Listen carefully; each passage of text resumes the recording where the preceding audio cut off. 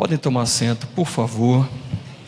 Boa noite, a paz do Senhor. Antes de nós começarmos a ministrar, eu vou pedir 5 minutos para os irmãos, para a gente fazer alguns comentários que são importantes para complementar. Aí, no final dos comentários, nós oramos e startamos a ministração da palavra. O primeiro, eu gostaria de lembrá-los que nesse final de semana nós temos um encontro de jovens e de adolescentes. Aparentemente parece que o encontro é só para jovens e adolescentes. Não é. É para jovens, adolescentes e seus pais. Ok? Não sou pai de jovem e adolescente. Não posso fazer? Não, você pode fazer. Se eu fosse você, que não sou mais pai, por exemplo, de adolescente, eu faria com certeza absoluta. Esse encontro, ele está incrível, ele vem com temáticas, novidades, peças de teatro totalmente reformuladas, musicais, batalhas. Está incrível o encontro e ele está sendo formatado para que ele venha a reforçar, clarificar, solidificar a identidade cristã dos nossos filhos e tratar não só os nossos filhos como aos pais. Então eu te convido a fazer a tua inscrição quando terminar o culto lá atrás, ou a tua reserva, porque as vagas já estão já está no final e encerra hoje. Bom, eu tenho criança e não posso ir para o encontro. Não, você pode ir, está autorizado a levar a tua criança. Esse encontro é interno, ele não é externo. A única coisa que você precisa saber é que você é responsável pela tua criança. Ela não vai poder ficar saindo e entrando, você vai ter que controlar a tua criança, ok? E os jovens e adolescentes vai ter um determinado momento que eles vão subir para núcleos, os núcleos vão ser todos reformulados em casas e em tribos, enquanto os pais vão ficar numa outra parte com as crianças para serem ministrados, ok? Mas todo mundo vai entrar na ministração. Esse encontro começa sexta-feira, dia 15, que é o feriado, 8 horas da manhã em ponto. Vai ser no Acrópole sexta e sábado, e no domingo ele continua aqui na igreja, no dia 17 na igreja, ok, queridos? Então avisados sobre o Enjoados, não é? Vamos lá. Essa semana fizemos uma importante reunião de planejamento com os conselhos estratégico e tático da igreja e estratégico e tático do Instituto Aviva.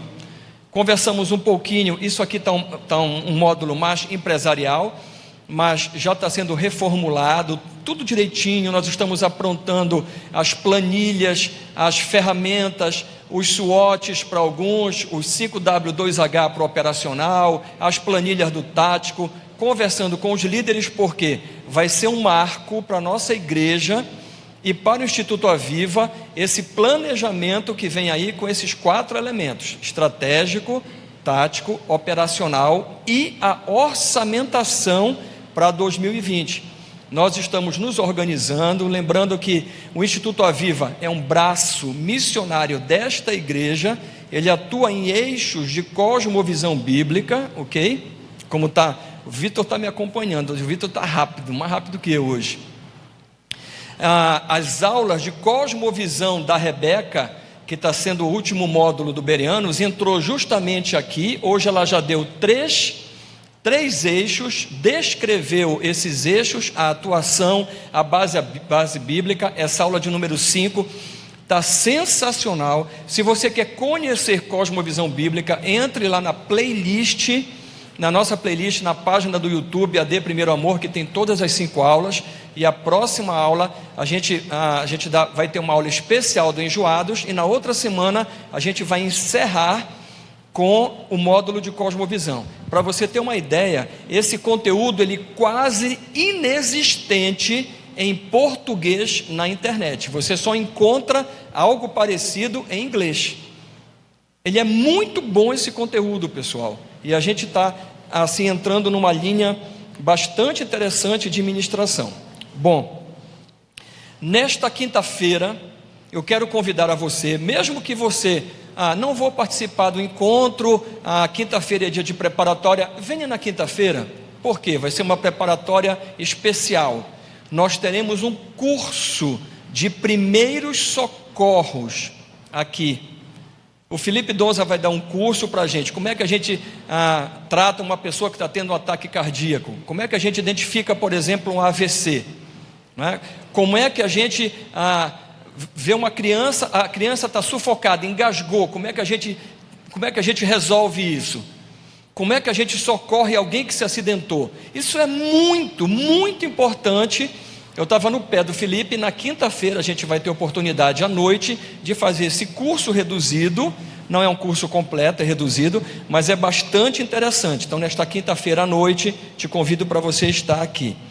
De manhã fizemos algo muito importante, que é a prestação de contas. Na igreja você tem a oportunidade de ver de modo muito claro e detalhado tudo aquilo que sai e tudo aquilo que entra. E esse modelo está sendo aprimorado para dar mais informações, para a gente ter as séries históricas, a gente acompanhar de fato o que é custeio, o que é investimento. Isso é muito importante para a igreja, pessoal, muito importante.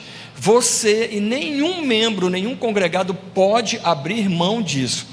Infelizmente, nós não publicamos isto de um modo mais aberto, por enquanto, por acharmos que não é o momento adequado, ok? Mas, internamente, para os líderes da igreja, para os grupos de líderes, vai ser publicado, ok? Com todos os detalhes, inclusive você vai poder fazer consultas online, quando você tiver dúvida de determinado ponto, de determinada coisa, e você sabe como é que funciona a igreja. Você pode perguntar qualquer coisa, ver qualquer documento, sem problema nenhum, ok? A igreja é muito interessante em relação a isso, né? Ela não faz nada mais do que a obrigação dela, não é? Mas para alguns, isso aí é algo assim extraordinário. E por fim, nós conversamos sobre a situação complexa que está atravessando o nosso país, a partir dessa quinta-feira, quando o Supremo Tribunal Federal, ele deu um duro golpe na Operação Lava Jato e no combate à corrupção do país. Esse é o nosso entendimento. Nós estamos vendo uma série de pessoas que estavam presas, né? Você sabe que tem um julgamento em primeira instância. Esse julgamento, quando a pessoa ela recorre, os advogados recorrem, a pessoa não é presa, a não ser quando são casos seríssimos que põem em risco vida ou assim, coisas assim absurdas, mas na verdade vai para a segunda instância. A segunda instância que todos nós conhecemos, até porque acompanhamos pela televisão, são magistrados assim muito competentes, né? Na segunda instância é um colegiado de magistrados, eles ratificam ou não, e aí sim a pessoa é presa. Mas contrariando toda a lógica de todos os países do mundo, na ONU são 194 países, o único que vai até a quinta instância com as pessoas livres é o Brasil. É um absurdo total aquilo que foi feito, mas essa foi a interpretação e o entendimento do Supremo Tribunal Federal, e cabe a todos nós acatar, obedecer, porque é o órgão máximo do judiciário brasileiro. Entretanto, eles não legislam, e quem faz as leis é o Congresso brasileiro, e tem uma PEC, que é um projeto de emenda à Constituição, que fala sobre a prisão em segunda instância e outros assuntos mais, e que isso precisa entrar imediatamente em votação.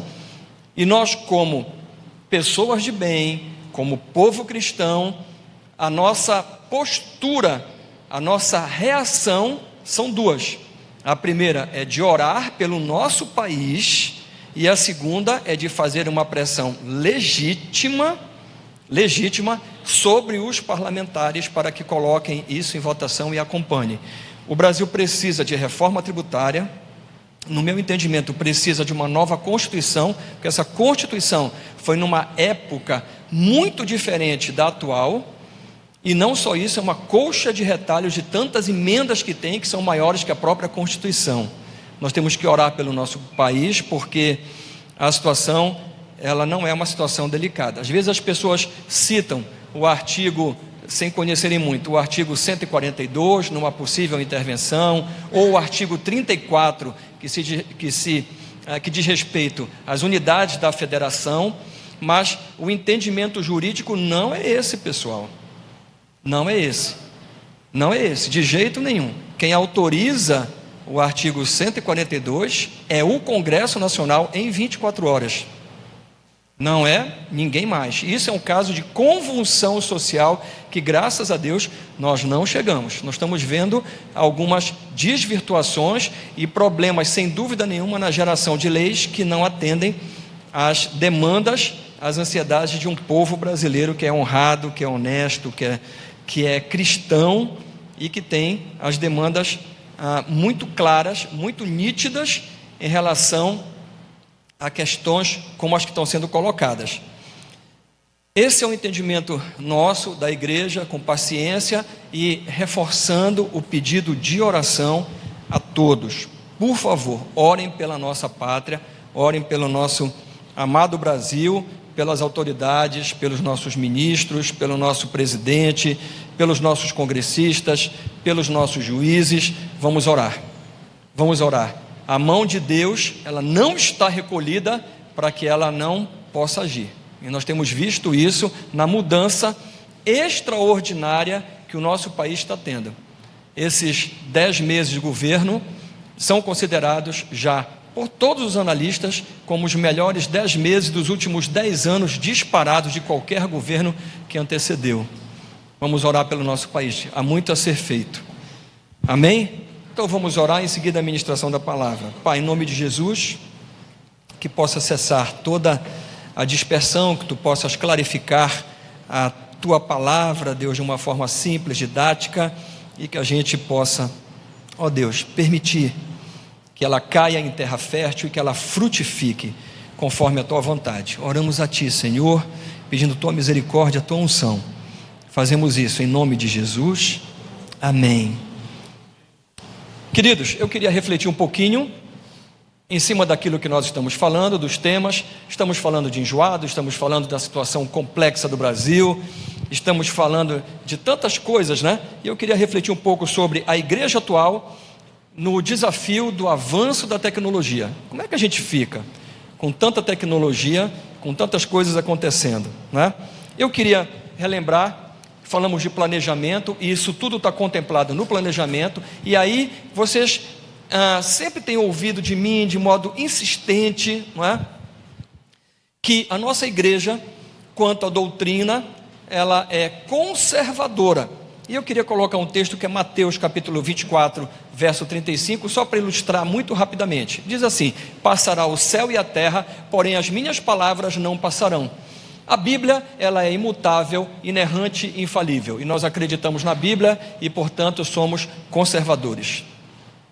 Esse é um ponto. Mas eu quero citar um outro texto que aparentemente estabelece um paradoxo, que é Romano, capítulo 12, verso de número 2, que diz assim: e não vos conformeis, não entrem na forma com este século, mas se transformem pela renovação da vossa mente, para que possam experimentar qual seja a boa, agradável e perfeita vontade de Deus. O que Romanos está dizendo é o seguinte: que a gente tem que transformar o nosso entendimento, que a gente tem que renovar a nossa mente, que a gente tem que entender que a gente não pode aplicar as mesmas estratégias, que a gente não pode colocar os mesmos meios se nós estamos em épocas diferentes e queremos resultados diferentes.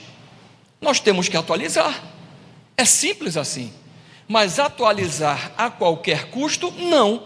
Estabelecer um filtro doutrinário e atualizar a igreja em tudo aquilo que é possível atualizar. E entender o momento tecnológico. Por exemplo, estamos usando transmissão ao vivo. Eu sei que tem pessoas em outros países nos acompanhando, tem muita gente em casa por causa do Enem, por causa da chuva, tem muita gente que depois, como eu, vê o culto novamente, não é? Que é para poder ser ministrado, até isso, né? Eu olho com mais calma agora, deixa eu ver se eu não falei alguma coisa que não saiu daquilo que eu pensava. Às vezes a gente fala alguma coisa que sai daquele prumo. Eu sou ministrado, a gente está usando tecnologia, estou usando microfone. Nós precisamos entender que a tecnologia, ela tem um avanço enorme, muito grande. E Daniel, no capítulo 12, no verso de número 4, ele está falando justamente sobre isso e nos alertando aquilo que viria quando ele diz: tu, porém, Daniel, olha só o que o Espírito diz: encerra as palavras e sela o livro, até o tempo do fim. Muitos o esquadrinharão, vão procurar coisas nele, e o saber se multiplicará. Nós temos uma grande ruptura tecnológica, mais ou menos há 50 anos atrás, quando apareceu, inclusive foi esse mês passado agora, a internet fez 50 anos, fizemos uma ruptura imensa de tecnologia, imensa. Aquilo que não era possível ao homem, passou a ser possível e não se tem mais limite. Eu dou o exemplo do meu celular, né? É um celular pequenininho que já tem alguns anos. O computador, que é o meu celular, ele é 100 vezes superior a qualidade do processamento, a velocidade do processamento no computador que levou o homem à lua. Um marco na história da humanidade, um celular.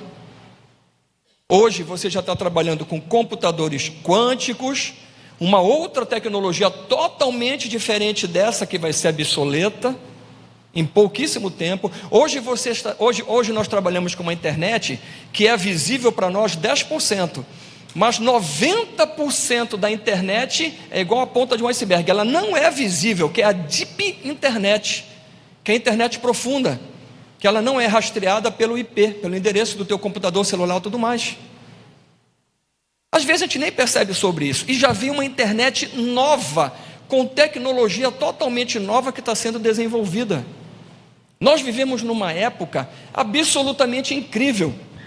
A última reportagem de tecnologia numa rede de televisão, ele entrevistou um cientista que ele diz que o conhecimento que vai ser gerado em 2020, ano que vem, estamos em novembro, 2020 e 2021, ele é superior em quantidade a todo o conhecimento que foi gerado de 31 de dezembro de 2019, este ano, até a criação do homem.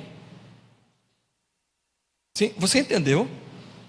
Todo o conhecimento que nós acumulamos em todos esses anos de existência do homem, quando rodar 2020 e 2021, será superior a todo esse conhecimento. Será que a gente precisa atualizar a igreja? Semana passada nós pregamos sobre o mercado evangélico, não é? E a gente ainda vem soltando aos poucos esse tipo de coisa, como nós falamos hoje sobre prestação de contas. Isso vai de encontro ao mercado evangélico. Uma igreja que é clara na prestação de contas, uma igreja que é formada por voluntários, ela é imbatível nesse ponto. Uma igreja que é conservadora quanto à doutrina, porque a doutrina é imutável, ela é imbatível nesse ponto. Uma igreja que está se atualizando e procurando se atualizar, ela é imbatível nesse ponto. Uma igreja que está procurando se planejar, se orçamentar, ela é imbatível nesse ponto. Nós temos muito potencial, e nós cremos realmente que nós estamos num caminho direcionados pelo Espírito Santo. A gente não tem dúvida de uma igreja inteligente, atuante, transformadora e inovadora. Mateus capítulo 24, eu queria ler alguns versos a partir do verso de número 4, que vai dar o cenário desse avanço enorme de multiplicação de conhecimento que Daniel vem falando, e o que vai acontecer comigo, com você e com todo mundo ao derredor nosso, E possivelmente, se nós não vigiarmos e não tivermos esses pontos que nós estamos falando, não lembrarmos que o nosso planejamento estratégico, ele começa com um alinhamento, em que ele diz que este grupo aqui, que é Carral ou Ebá, ele é um grupo de cristãos, de pessoas que foi chamado por Deus para um propósito específico. E que segundo Apocalipse, capítulo 2, verso de 2 a 5, este grupo, apesar de ser muito bom, ser muito competente e fazer coisas incríveis, e é verdade, perdeu o primeiro amor. E desde o primeiro momento que se pensou na igreja, nós fizemos a pergunta: qual a igreja que Deus quer que sejamos? Em cima do alinhamento, em cima desse alinhamento que nos coloca todos numa mesma posição, no mesmo barco, perdemos o primeiro amor. O primeiro amor precisa voltar, e alguns já retornaram ao primeiro amor, e isso tem que ser uma vigilância constante. Lembre quando você se converteu, lembre como é que você encontrou Jesus, lembre o que você faria por Jesus, lembre como era o seu coração. Hoje em dia as pessoas estão relaxadas. Hoje em dia as pesquisas elas não se encontram, mas dizem que hoje, dizem que ano que vem, quando tiver o censo, nós seremos igual aos católicos. Quando perguntar a religião e você falar que é evangélico, a pessoa vai te perguntar: você é praticante ou não praticante? Eu acho que talvez tenha até uma terceira pergunta: você é um digi-evangélico? Ou seja, um evangélico digital? Isso não é brincadeira. O Brasil, ele, na menor das estimativas, acredita-se que há 15 milhões de desigrejados. Eu só entendo a pessoa desengrejada em alguns momentos. A pessoa que está desviada, a pessoa que não se converteu, ou a pessoa que vai se desviar, ou a pessoa que Jesus vai levar antes de se desviar. Eu entendo esses 4 pontos. Mas eu não entendo uma pessoa que se diz cristão, que foi comprada e lavada pelo sangue de Jesus e que não tem compromisso e responsabilidade na igreja. Eu não consigo entender, porque são incompatíveis essas coisas. Mateus capítulo 24, verso de 4 a 12. Vamos relembrar o que é que vai acontecer? E Jesus disse, ele está falando sobre esse final de tempo, esse final dos tempos que Daniel está se referindo. E ele lhes respondeu: vede que ninguém vos engane, porque virão muitos em meu nome, dizendo, eu sou o Cristo, e estes enganarão a muitos.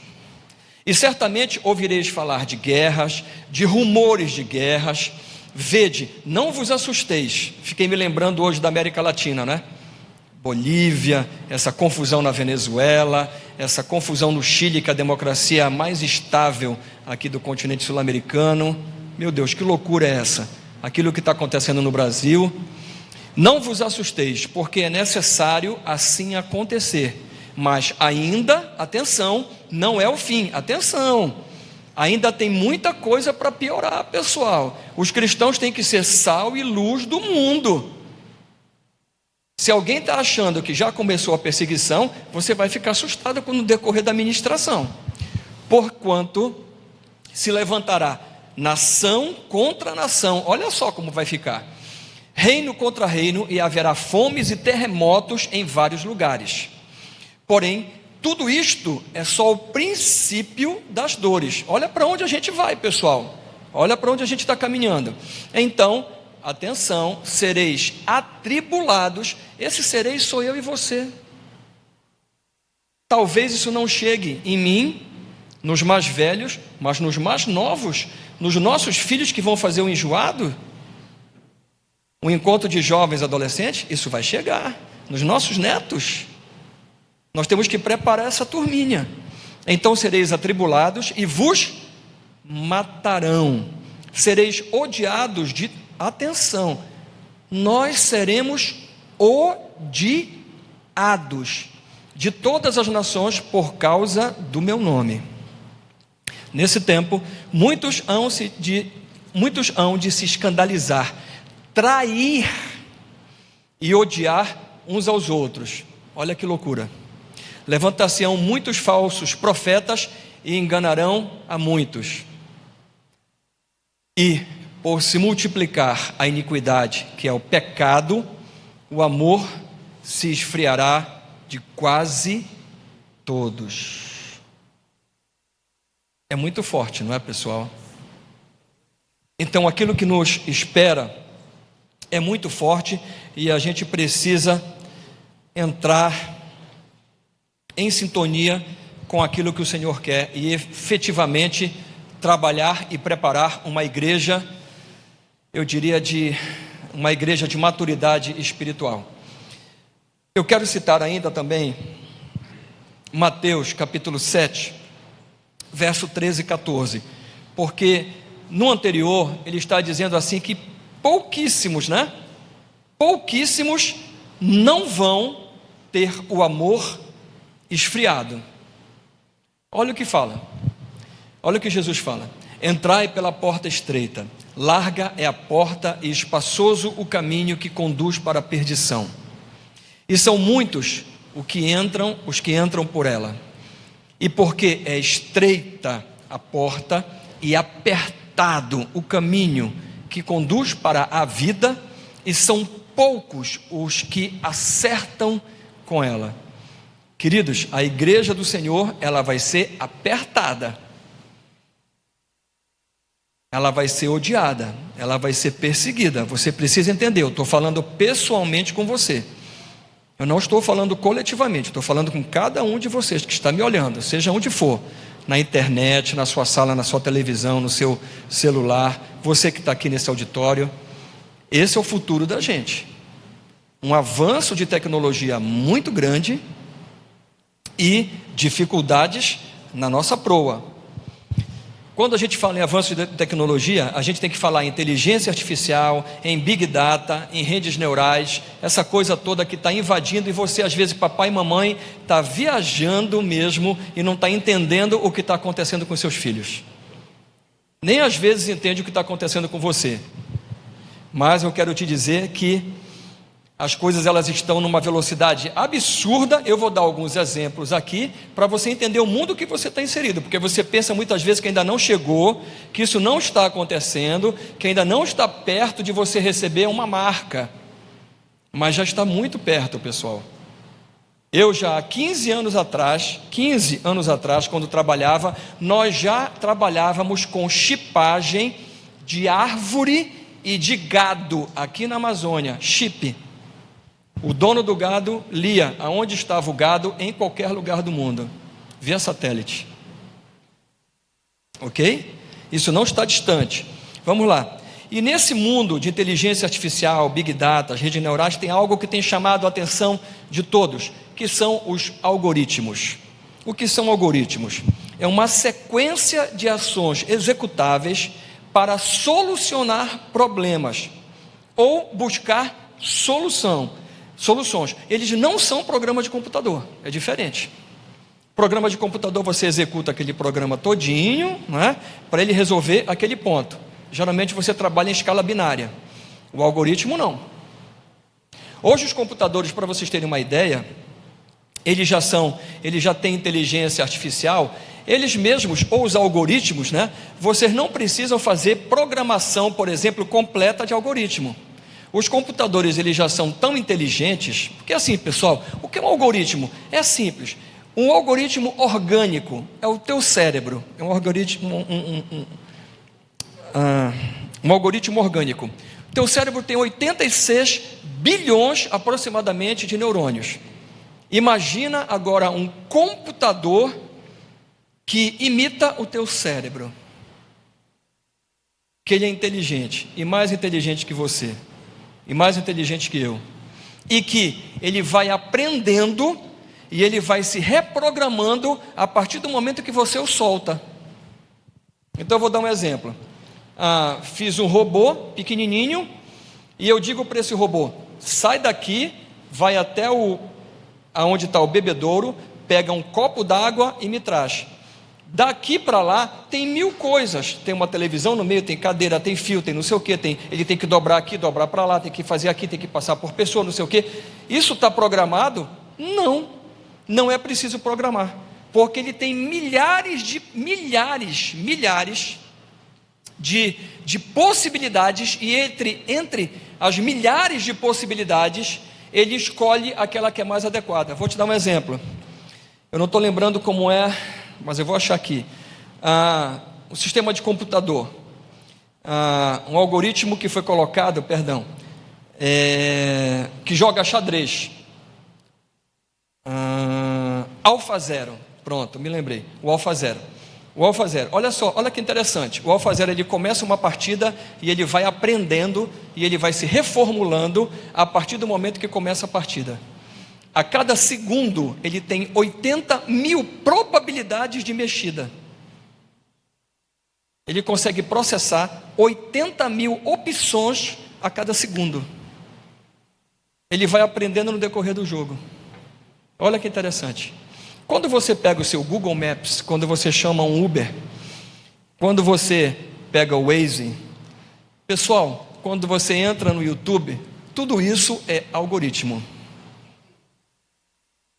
Algoritmo é uma mudança maluca, é uma coisa incrível que os nossos jovens vão ter que discutir. A gente vai fazer painéis, vai ensinar, vai trazer cursos, né? A área tecnológica está sabendo disso, né?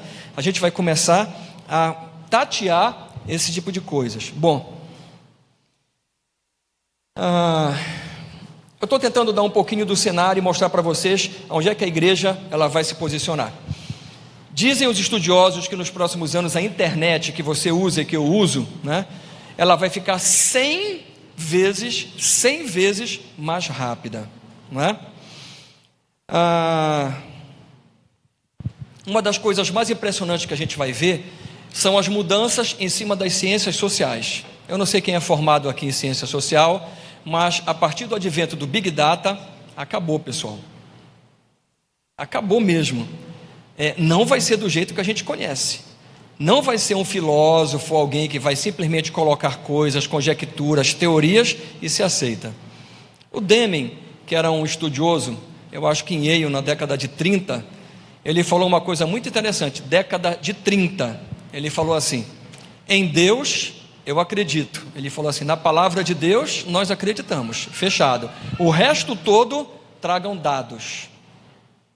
Algum tempo atrás, nós pensávamos que a riqueza da humanidade, alguns 10 anos atrás, né, era a informação. Quem detinha informação, detinha a riqueza. Era a commodity mais importante, era a informação. Não é? Hoje em dia não é mais. Hoje em dia não é mais. Hoje em dia inverteu. Hoje em dia você tem um excesso de informações. A riqueza é trabalhar justamente naquilo que é a informação correta.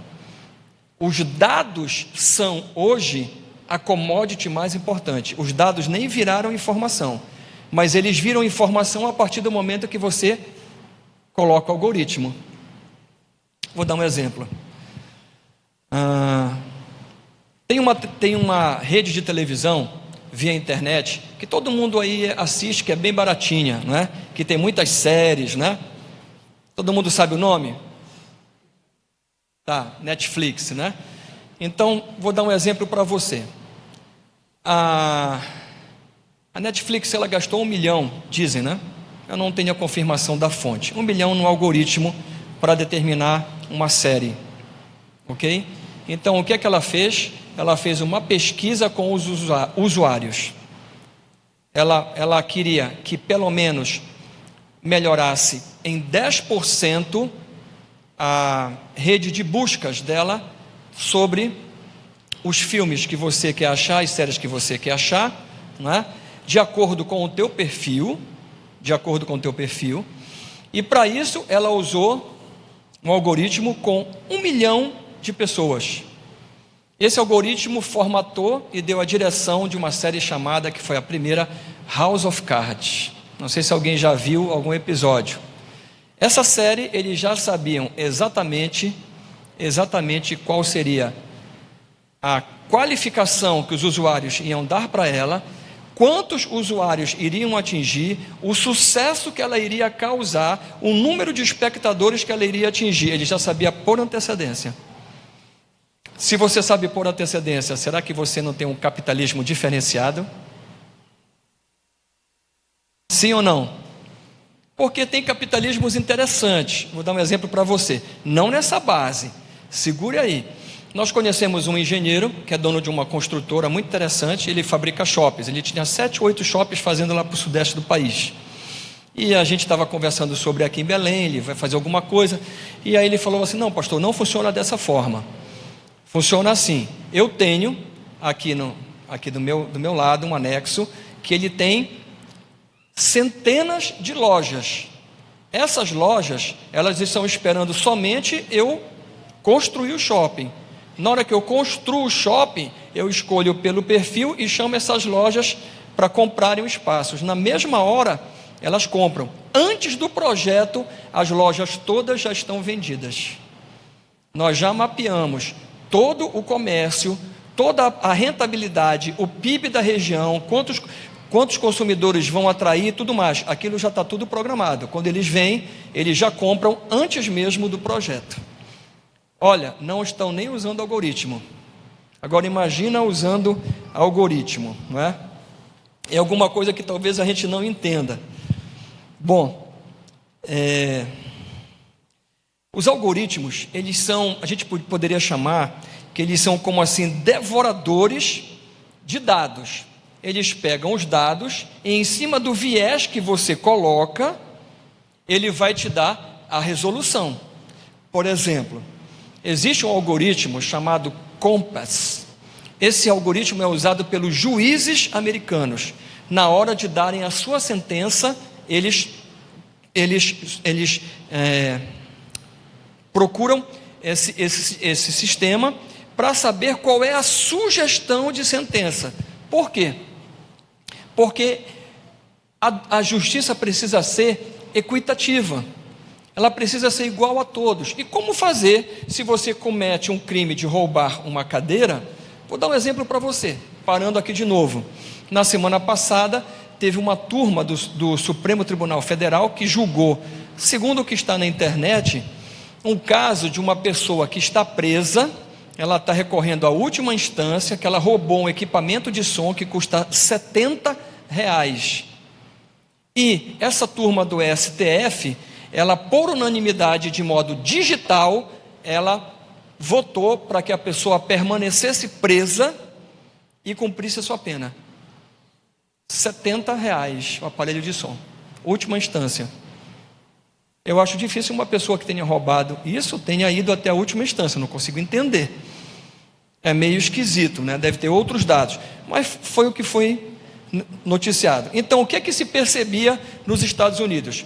Que o fato de você ser negro, por exemplo, isso causava um aumento na tua pena, ou algumas outras características. E quando eles viram isso, eles colocaram o sistema e ajustaram o sistema para que ele desse equidade nas sugestões, e a partir daí houve uma revolução nas sentenças americanas. Elas se tornaram muito mais equitativas. Para vocês terem uma ideia de como isso está funcionando, e uma loucura, né? Para vocês, assim, para nós todos entendermos o nível, a proporção do que a gente está, nós temos 7 bilhões de pessoas no mundo, mais ou menos. 4 bilhões nesse momento estão online. É muita coisa, pessoal. São 4 bilhões online. O mundo está online. Vocês lembram aquilo que Jesus fala quando as pessoas ouvirem a falar do Evangelho, chegará ao ponto em que ele retornará? Os teólogos falam sobre nações e povos. Quanto tempo mais? Nós já falamos isso aqui, é para vocês. Nós escutamos no Summit que tinha uma, não recordo o nome, de uma instituição cristã que estava prevendo para os próximos 3, 4 anos alcançar todos os povos, todas as línguas da terra com a palavra de Deus. Você está entendendo o que isso está significando? Assim, essa loucura. Nós não sabemos se o que está escrito vale para a pessoa, nós não sabemos se vale para povos, são duas correntes teológicas, mas o horizonte está muito curto. Entendam, há alguns anos atrás, você falava assim: nossa, o conhecimento se multiplica a cada 10 anos, a cada 10 anos ele dobra. Agora a gente já está ouvindo a internet, os estudiosos falarem que em 2 anos o que vai ser gerado de conhecimento é superior a todo o conhecimento já gerado desde a existência do homem. Isso não é uma progressão geométrica, isso é uma velocidade absurda. Isso está entrando com uma velocidade que nós muitas vezes não percebemos. Mas eu quero te dizer que você é monitorado o tempo inteiro. Se você, por exemplo, coloca no teu celular, e você tem a opção de colocar o localizador, como aconteceu, por exemplo, nos Estados Unidos, não é? A gente teve hoje ainda tem um imbróglio sobre isso, na verdade 2 imbróglios, não é?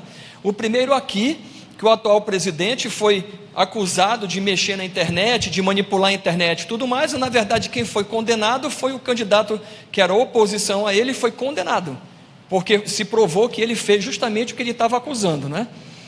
Nos Estados Unidos até hoje tem aquelas suspeitas, né? É uma confusão lá sobre a briga da internet, a briga virtual. Você sabia que 75% de todos os eleitores brasileiros estão conectados, estão online? Como é que você acha que se elegeu um presidente que tinha 1 minuto de internet, que não tinha recurso, que pegava um celular e falava? Por que você acha que veio? Será que ele não veio ao encontro de anseios de uma população majoritariamente a favor da família, a favor da apuração da corrupção e punição dos culpados e fim da impunidade que alimenta todo o sistema corrupto? Porque você pode dizer assim: eu desviei. Olha, eu vi um dado, uma entrevista de especialistas da Justiça Federal, até falamos de manhã, da Polícia Federal, dizendo que a estimativa de recursos que gravitaram na Operação Lava Jato, não é que recuperaram, que gravitaram na Operação Lava Jato é de 8 trilhões de reais. Está aqui, 8 trilhões de reais. Isso aqui foi publicado na revista Época em 9 de janeiro. Eu chamo a atenção para você que o PIB de 2005 foi 5,9 trilhões. É mais do que tudo aquilo que o Brasil produz de riqueza se passou no envolvimento da Lava Jato. Bilhões recuperados só da Petrobras, através das delações premiadas e tudo mais. Queridos, como é que a gente consegue chegar nisso? Com tecnologia. Investigação tecnológica. O Brasil, ele tem um título que eu acho sinceramente que não é muito bom. Ele é o 2º país mais conectado em termos de horas do mundo. A média brasileira é de 9 horas de conexão via internet. 9 horas é muita coisa, é um absurdo.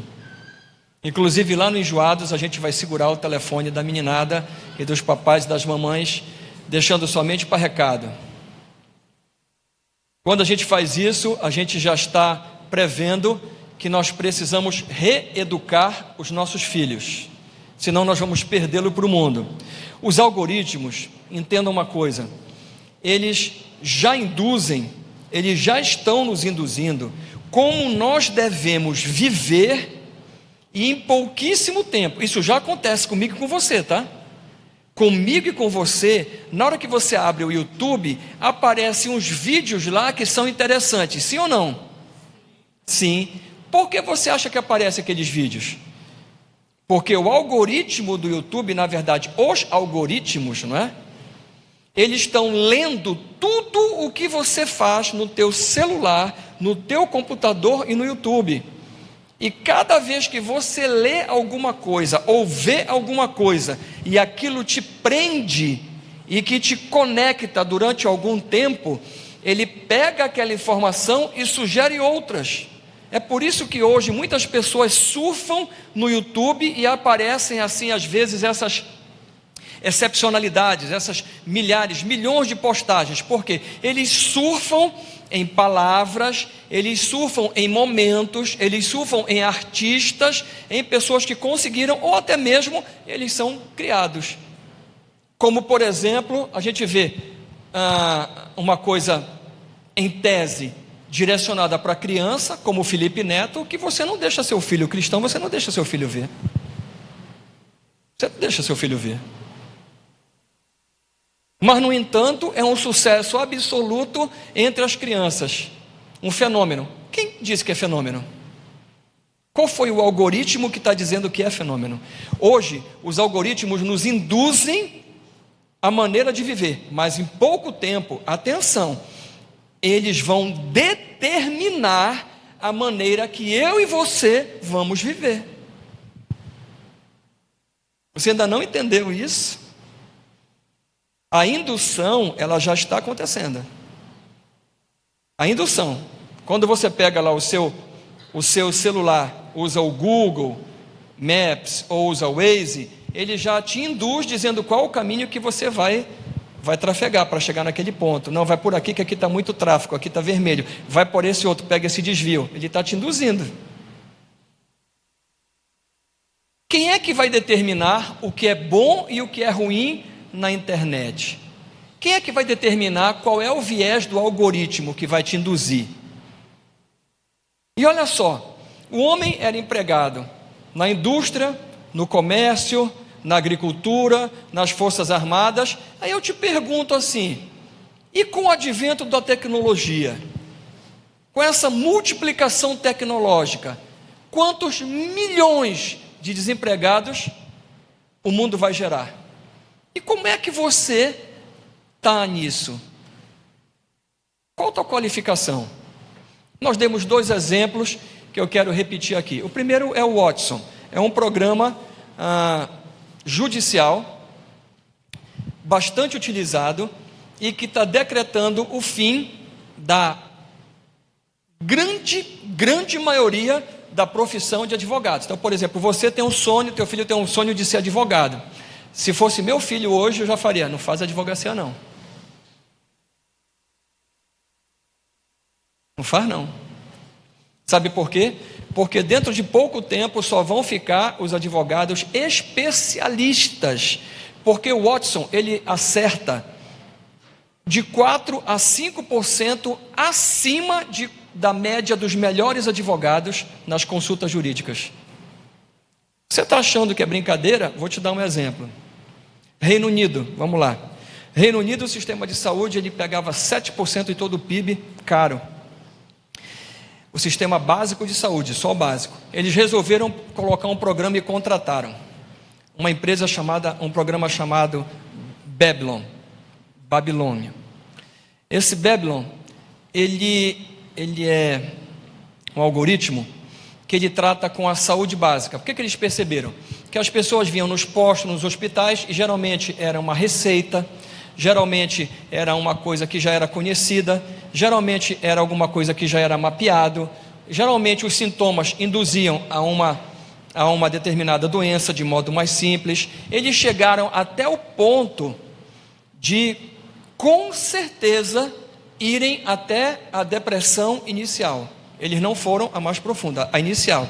Da depressão inicial para baixo, ele já é aplicado no sistema da Inglaterra. Resultado, os bons médicos acertam 92,7%.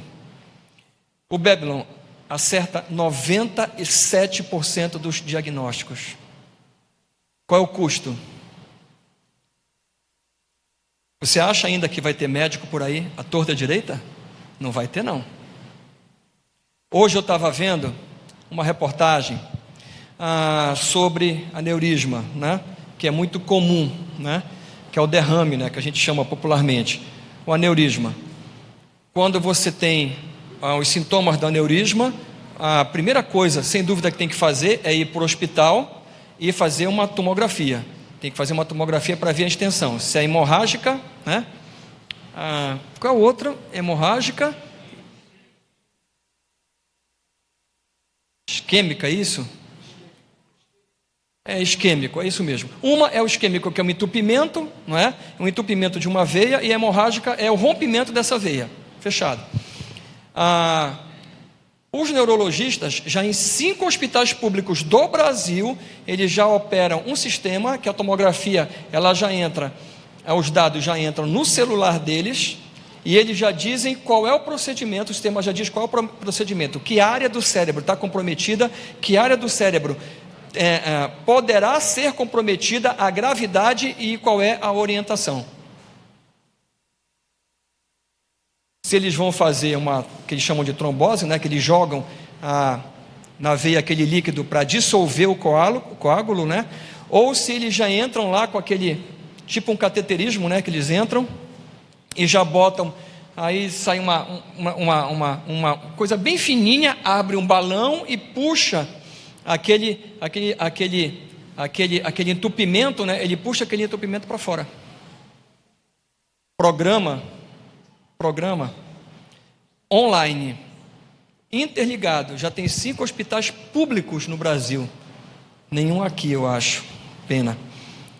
Para vocês terem uma ideia, Apocalipse capítulo 13, verso de número, eu só vou ler o número 6, mas eu pediria para você na sua casa, olhar do verso 1 até o 18, eu vou só olhar o 6, veja o que vai acontecer.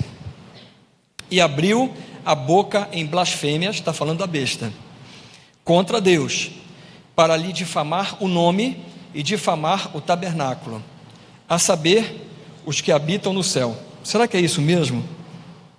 Perdão, errei, Vitor, coloca 16, essa aí ainda é a introdução do capítulo, vai para o 16, 13, 16, a todos os pequenos e os grandes, os ricos e os pobres, os livres e os escravos, faz que lhes seja dada certa marca sobre a mão direita ou sobre a fronte, para que ninguém possa comprar, atenção, para que ninguém possa comprar ou vender, senão aquele que tem a marca e o nome da besta, ou o número do seu nome. Olha só que interessante, vou te dar um exemplo, olha só, Google Trends. Então repara só, o teu celular, para você, igual que eu faço no meu, né? Então assim, por causa de roubo e tal, não sei o que, ou se perder por aí, a gente tem um localizador, eu ativo lá o localizador, fechado? Aí eu faço uma pesquisa lá no Google Trends, eu quero saber quais as pessoas que no domingo à noite, olha só, quais as pessoas que no domingo à noite frequentam o prédio 569, aqui da Avenida Florianópolis, no Conjunto Bela Vista. Eu jogo lá. Aí ele vai me dar o nome de todos vocês, e me dá o perfil de todos vocês. Eu já sei quem é que está vindo frequentar a igreja. Aí eu vou te dar um outro exemplo. Tem uma turma aqui que eu estou vendo, um Mota, né, ali, que vai para a manifestação ali, às vezes quando tem essas manifestações assim de rua, né, que gosta, né, a gente se encontra por lá, aí está ativado o localizador dele. Eu quero saber todo mundo que está nessa manifestação, que esteja com o localizador ativado, fechado. Eu pego essa informação e digo assim, esses caras são eleitor dessa pessoa, esses caras são eleitor dessa outra pessoa, porque está na manifestação. Eu posso direcionar para eles, induzir o comportamento deles e mandar mensagem específica dessa ou daquilo. Há 20 anos atrás, ou um pouco mais, trabalhando num grande banco como eu trabalhava, nós compramos um programa americano e que ele dava a sua propensão de consumo. Pessoal, são 20 anos atrás, a gente nem trabalha mais com isso hoje. Esse programa, ele me dizia tudo que você comprava pelo cartão de crédito e qual era a sua propensão em consumir determinados produtos do banco. Por exemplo, a gente varria lá, pessoal, a gente varria, eu fazia isso, eu varria nos meus clientes, eu quero saber todos os clientes que têm carro, Tom, eu quero saber todos os clientes que têm seguro no carro, ele me dava a lista, Aí esses que têm seguro, eu distribuía para a turma e falava assim: pessoal, vamos ligar que nós temos uma campanha de seguro e esse foco aqui é renovação do seguro. Veja se o seguro é nosso ou não para renovar, se não for da concorrência, fazer uma proposta. Eu estou falando de 20 anos atrás. 20 anos atrás. Por outro lado, eu pegava lá e colocava lá: eu quero saber todos os clientes que têm carro e que não têm seguro. Aí eu tirava toda a lista e falava assim: pessoal, divide aqui e vamos ligar para essa turma, vamos mandar mensagem, seja o que for, para tentar fazer o seguro. Ou você já pega o carro que já está lá, já tem um ano modelo e tal, e já faz uma proposta para o cara, e já manda para o cara a proposta. Eu estou falando de 20 anos. A gente já sabia o que cada um consumia e qual era a propensão de consumo. Você acha que não vai chegar o momento em que nós receberemos uma marca pessoal, um pequeno chip, seja o que for, que vai nos identificar, com as desculpas maiores que sejam, dizendo que tem que ter lá os teus dados médicos, que é importante, sim, teu tipo sanguíneo, sim, se você é alérgico a isso ou aquilo, sim, quem é o telefone de contato das pessoas, sim. Você acha que isso não é importante? Acha. Fechado, eu também acho. Mas você acha que vai ser só isso? Que todo mundo é bonzinho? Vocês acham que todo mundo é bonzinho? Qual é o slogan, do Google? Quem é que sabe? Quem sabe qual é o slogan do Google? Don't be.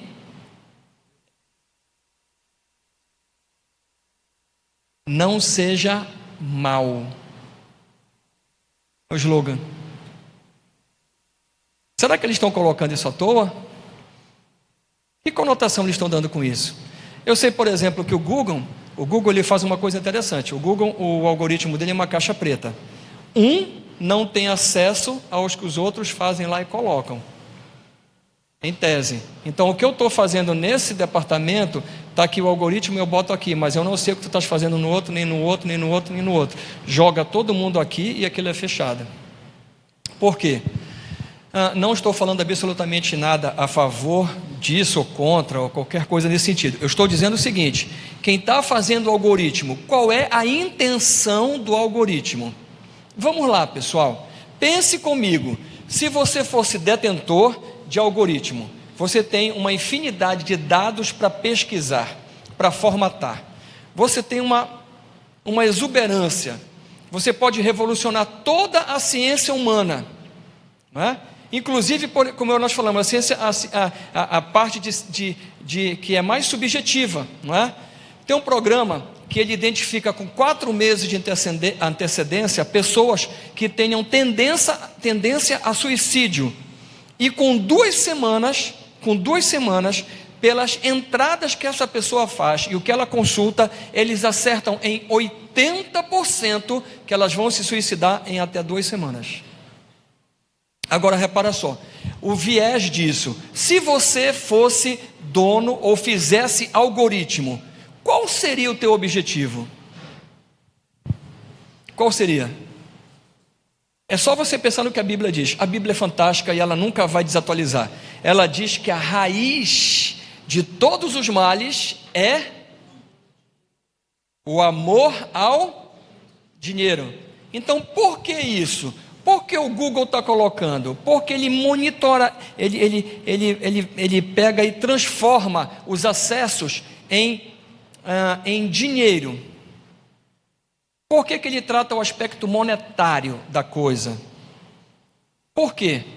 Porque junto com cada vídeo que você vai ver, tem lá e você fica invocado, aparece o anúncio do carro, de não sei quem, de não sei mais o que, aparece de tudo. Aí 3, 2, 1, pula o anúncio. Ou se o anúncio é legal, você vê o anúncio lá. Você sabe quanto custa isso? Você acha que os caras estão brincando? Os programas estão brincando? Você acha que quando você abre um app no teu celular, não tem os anúncios lá? Aí ele pergunta para você: você quer ficar sem ver anúncios? Aí você diz: ok, eu quero ficar sem ver anúncios. Ele diz assim: olha, vai custar tanto por mês. Opa! Aí você diz assim: não vou fazer isso. Eu vou deixar lá o anúncio, porque eu não vou pagar nada para esses caras. Não vai pagar? Você está pagando. você está pagando o teu tempo, você está pagando pela indução do teu comportamento, você está pagando porque aquilo ali, de uma forma ou de outra, tem mensagem que é direta, mas tem mensagem também que é subliminar, né, pessoal?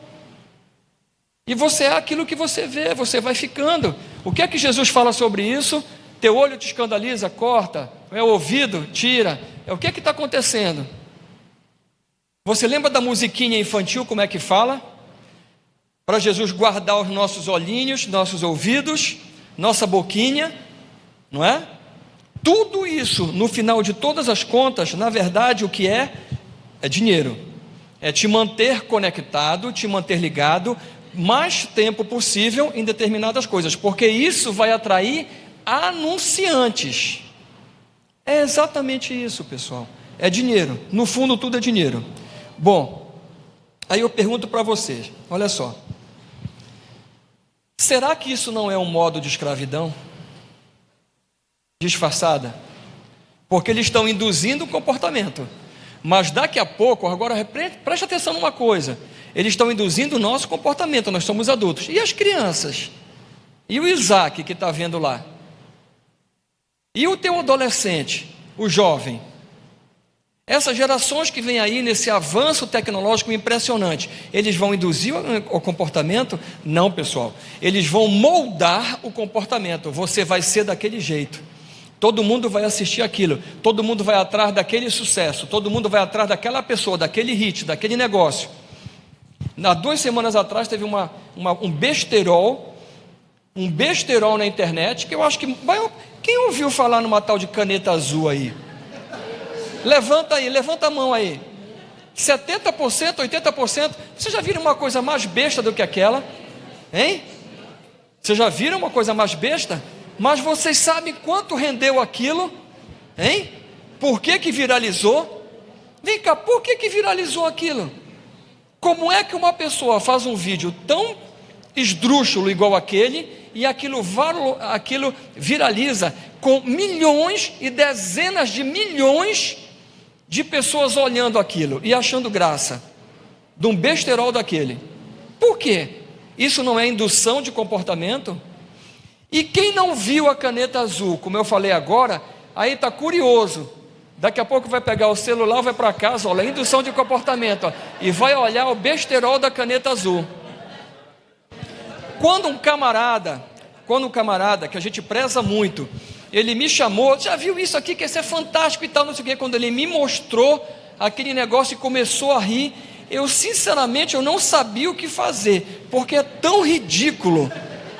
É tão ridículo que eu falei assim, cara, eu pensei comigo mesmo, eu não tenho tempo para besteira, a minha vida não permite, o meu tempo que resta é só para o descanso, eu não tenho tempo para besteira.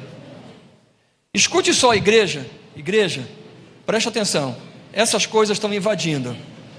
Eu estou dizendo que você já faz parte da geração e nossos filhos que estão sendo induzidos, mas eu estou afirmando para você, de um modo muito sério, que nós, daqui a um tempo, nós não seremos induzidos, nós seremos moldados. E que somente muito poucos não negarão o nome de Jesus. Eles não entrarão disso. Se você olhar o capítulo que eu dei de Apocalipse 13, vai dizer que todo mundo vai adorar a besta, vai adorar o que se segue, vai adorar, vai se moldar, vai ser chipado ou na mão ou na testa, só vai poder comprar quem tiver isso. Nós vamos ter que na igreja plantar, aprender a plantar, ir para o interior, se deslocar. Ai daqueles que ficarem, ai daqueles que não levarem a sério tudo que está escrito no livro de Daniel, no livro de Apocalipse, nas palavras literais de Jesus, está se cumprindo na época de hoje. Ai daqueles que não levarem a sério, que não prestarem atenção no que está acontecendo, vão ficar, não irão com Jesus, e vão entrar no período de tribulação fortíssimo, de perseguição. A igreja vai ser perseguida, porque quando você entender o que você é, a sua identidade, você não vai se dobrar a esse tipo de coisa. Você vai lembrar de Romanos capítulo 12, verso 2, e vai se transformar, e vai ler a palavra, e vai buscar do Espírito Santo, e você não vai entrar nesses besteróis. E mais ainda, se você é pai e mãe, você vai acordar e vai vigiar o que teu filho e a tua filha estão fazendo, porque você está perdido, e a gente está assustado com aquilo que está acontecendo com os nossos filhos, com as nossas filhas. Nós estamos assustados, como pastores de igreja. A irresponsabilidade dos pais é uma coisa gritante, é uma coisa absurda, nunca vista. Eu nunca vi um nível de pais tão irresponsáveis, largando os seus filhos, sem educá-los, sem orientá-los, os filhos já adolescentes, já fazendo gato e sapato dos pais, mandando, dependendo em tudo para os pais. Não querem mais compromisso, não querem família, não querem casar, não querem mais nada. Mas porque estão sendo alimentados por pais fracos. Pais sem doutrina, sem conhecimento da palavra. Pais que estão brincando de ser cristãos. A culpa maior não é dos adolescentes e dos jovens. Eles estão em formação. A culpa é nossa. Nós precisamos entender isso. O mundo que nos cerca, ele vai induzir, ele já está induzindo, mas ele vai moldar o comportamento. A gente tem que preparar os nossos filhos, a gente tem que se preparar para reagir contra isso. Nós não podemos nos moldar àquilo que não presta, à corrupção, à impunidade, à desonestidade, ao pecado. Nós fomos chamados para a libertação, nós fomos chamados para ser sal e luz. Preste atenção nas crianças que estão entrando. O que a gente vai fazer como igreja? O que a gente vai fazer como pais? Eu espero que todos estejam alertas. O enjoado é uma tentativa da gente mexer com esses meninos diferentes. Nós fechamos o enjoados para adolescentes e jovens externos à igreja, para tratar os nossos filhos. Pelo amor de Deus, cancele a prova dele, cancele a aula dele no final de semana, cancele o que for. E leve seu filho e fique com ele lá no Enjoados, para ouvir alguma coisa, para aprender alguma coisa. Não há restrição, mas nós precisamos, em nome de Jesus, reagir, voltar à palavra de Deus.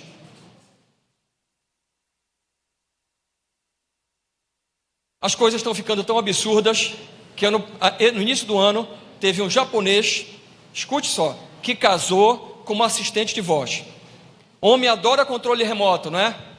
Sim ou não? Ainda mais de televisão. Quero te dizer uma coisa: controle remoto acabou, não existe mais. Você sabia disso? Já começaram a ser vendidos no Brasil, desde o primeiro semestre, os assistentes de voz. Então você vai instalar na sua casa. Você pensa que é brincadeira? Liga a luz do salão, igual aqui quando chegar. Liga a luz do salão, abre as portas laterais, liga o bebedouro, desliga o ar-condicionado, liga o ar-condicionado, regula em 24 graus. Esse é o sonho de todo homem que a gente gostaria de fazer com a nossa mulher, não é? Não é verdade?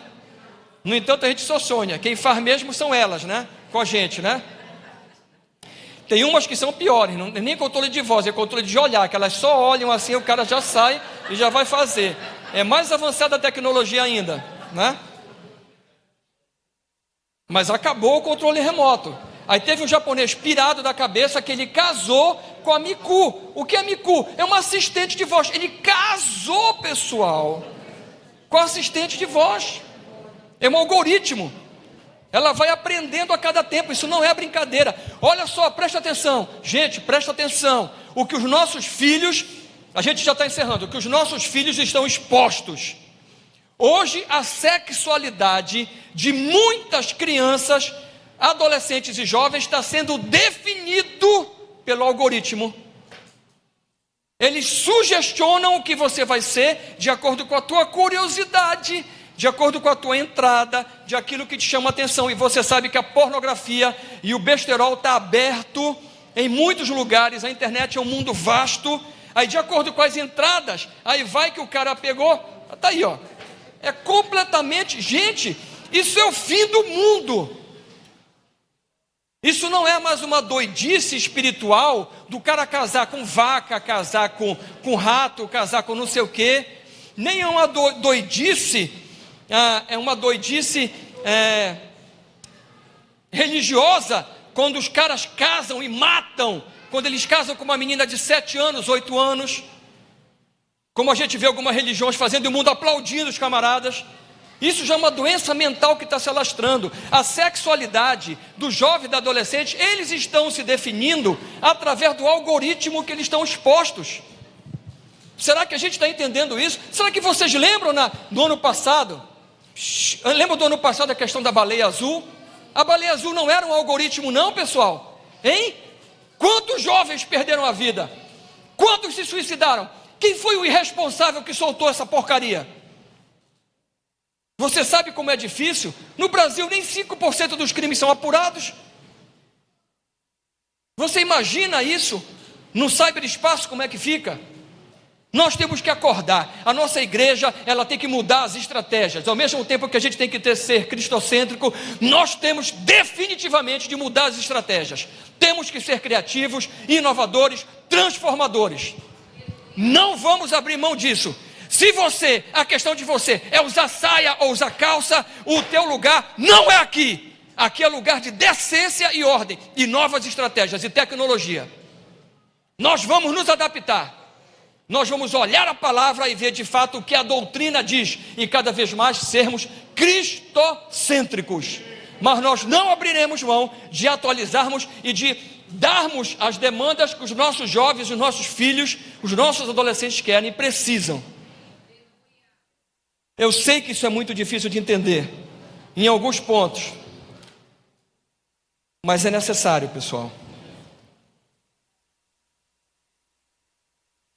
Acho que já falei demais, o tempo foi, né? Já tem mais de 1 hora de pregação, já chega, né? Até eu não estou me aguentando. Mas a importância do tema, ela é vital, ela é extraordinária. Por favor, não deixe de colocar seus filhos no encontro. Por favor, não deixem de ofertar trabalho na igreja. Eventualmente você tem uma dificuldade, eventualmente você tem um filho, um neto, um trabalho, seja o que for, mas não deixe de trabalhar na igreja. Devolver dízimo e ofertar não te levará ao céu. Sentar no banco da igreja e frequentar uma igreja e ser membro não vai te levar para o céu. Aquele que pega o talento e enterra, Jesus disse que esse único talento que ele tem, ele vai ser tirado e dado a quem tem muitos. Por favor, não se acomode. Cadeira não é túmulo. Banco não é túmulo. Você precisa retribuir. Se você ama Jesus de fato, você precisa retribuir Jesus e falando para ele: eis-me aqui, envia-me a mim. Você pode influenciar, você é um influenciador, você tem as suas áreas de competência, na sua área influencie, fale do amor de Deus, trabalhe, não pare. Por favor, eu queria orar, pedir para você fechar os teus olhos, para nós orarmos.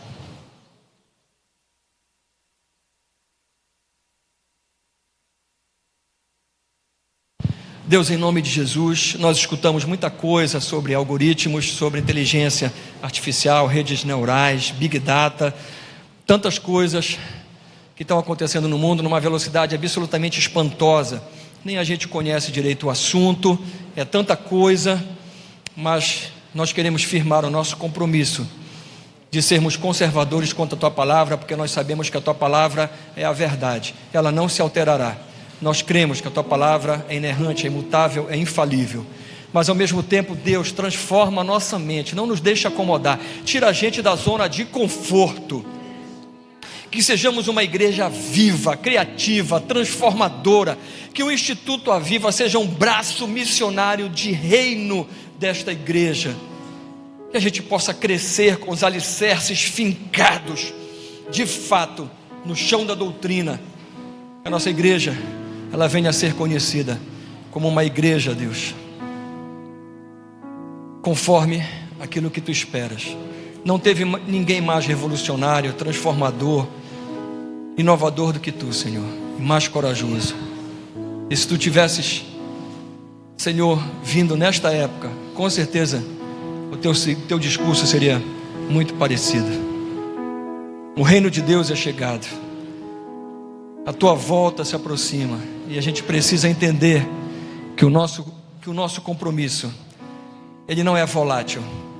A gente precisa uns dos outros, mas precisa ouvir que nós somos responsáveis pelas nossas famílias, que a mulher, a esposa, ela é responsável pela edificação da casa, e é só ela. Que o homem é o sacerdote responsável e tem autoridade sobre a sua casa, sobre os seus filhos. Deus, que tu possa despertar em todos nós, Deus, esse sentimento de comprometimento com a tua obra, de fidelidade contigo e ao mesmo tempo de inovação, Deus. Que a gente não perca os nossos filhos dentro das nossas casas, Deus, mas que a gente de fato possa cuidar deles, que a gente possa amá-los, Senhor, e que a gente possa educá-los na tua palavra, nos teus conceitos e na tua doutrina. Deus, em nome de Jesus. Deus, se há alguém aqui precisando de reconciliação, que está afastado, ou se alguém mesmo que ainda não tinha ouvido a tua palavra e hoje foi tocado pela tua palavra e quer voltar à tua casa, ou quer abrir o seu coração e te aceitar como Senhor e Salvador, que essa pessoa possa fazer isso nesta noite, Deus, que possa de fato, Senhor, entender o que é conversão, que é mudança de vida, mudança na tua direção, em nome de Jesus. Se há alguém nesta noite que precisa de reconciliação, ou precisa do Senhor Jesus na sua vida, aonde você estiver, enquanto a igreja está orando, seja aqui neste salão, seja na internet, levante a sua mão em sinal que você quer se reconciliar ou quer aceitar a Jesus. Em nome de Jesus. Alguém? Se você levantou sua mão, onde quer que você esteja, ore comigo. Senhor Jesus, eu abro meu coração e permito que a tua palavra entre. Reconheço que sou pecador, pecadora, e te recebo como Senhor e Salvador da minha vida. Entrego a minha vida nas tuas mãos. Faço isso. Eu faço isso em nome de Jesus. Deus, olha por essas pessoas que têm ouvido essa palavra, que abriram seu coração, que estão te recebendo agora. Que teu Espírito Santo possa confirmar a tua presença, Senhor, nessas vidas. Deus, que possa fortificar, que elas procurem, Deus, uma igreja correta, séria, honesta, perto de suas casas, que elas leiam a tua palavra, que elas orem, te busquem, porque teu Espírito Santo, ele não está morto, ele está vivo, ele vai orientar, ele vai dirigir, ele vai guardar. O teu Espírito Santo é, Senhor, o anelo para nós não sermos enganados, não sermos corrompidos. O dom de discernimento é o dom, Senhor, que todos nós precisamos exercitar nesse final de tempo. Nós confiamos em Ti e não temos nenhum lugar, declaramos isso, seguro para onde ir a não ser a Tua presença. E nós largamos tudo para trás para confessar o Teu nome, ó Deus, para fazer a Tua vontade, Senhor. Guarda as nossas famílias. Oramos a Ti, Senhor, e Te pedimos e fazemos isso em nome de Jesus, nosso Senhor e Salvador. Amém. Estenda suas mãos, querido, por favor. Antes, por favor, eu acho que foi o Rodrigo que pediu para orar, é isso? Rodrigo e Márcia, então venham. Antes de nós orarmos, então, vamos lá. O Rodrigo está fazendo aniversário de casamento, pediu para orar por ele e pela Márcia. Vamos fazer isso.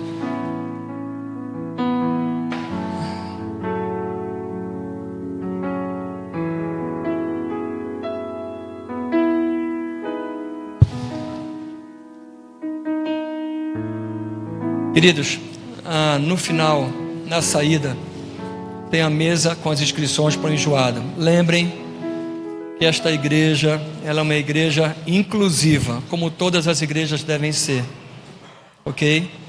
Se você tiver problemas quanto a recursos, procure um dos 3 pastores que estão aqui à frente, pastor Rosivaldo, pastor Cachado, me procure, ou as esposas, para resolvermos, tá bem? Não fique de fora. Esse é um esforço muito grande da igreja para tentar mexer com os nossos filhos, tá bom? Vamos encerrar então orando por essa família. Amém. Quantos anos? 6. Vamos lá, Fernandinho. Todo mundo orando. Estenda suas mãos para cá. Pai, em nome de Jesus, queremos te apresentar Rodrigo, Márcio e o Fernandinho. Te pedimos, Senhor, que tu venhas sobre eles, que eles possam cada vez mais exercitar a tua fidelidade, a obediência à tua palavra, o compromisso, que eles lembrem do fruto do Espírito Santo, porque assim nós te glorificamos, quando nós frutificamos, que eles possam olhar para trás, te agradecer, possam parar hoje e olhar para frente e dizer: seremos melhores, seremos mais fiéis, seremos mais obedientes, estaremos mais unidos, cuidaremos ainda mais do Fernando, ó Deus, e tudo que tu deres para frente, Senhor, que tudo possa estar nas tuas mãos. Nós oramos, Senhor, por esta família, todos unidos, e te pedimos que tu abençoes, os guarde e faça a tua vontade sobre todas as coisas nas suas vidas. Oramos a ti em nome de Jesus, amém. Amém. Estenda suas mãos, queridos, fiquem aqui. Que o amor de Deus, o nosso Pai, a graça maravilhosa, incrível do nosso Senhor e Salvador Jesus Cristo, a unção, a consolação e a presença do seu Espírito, que jamais te deixa, seja com você e com toda a sua família. E os que recebem digam amém. Amém, eu recebo. Deus abençoe, queridos. Uma boa semana. Até quinta-feira no curso de Primeiros Socorros. Quinta-feira.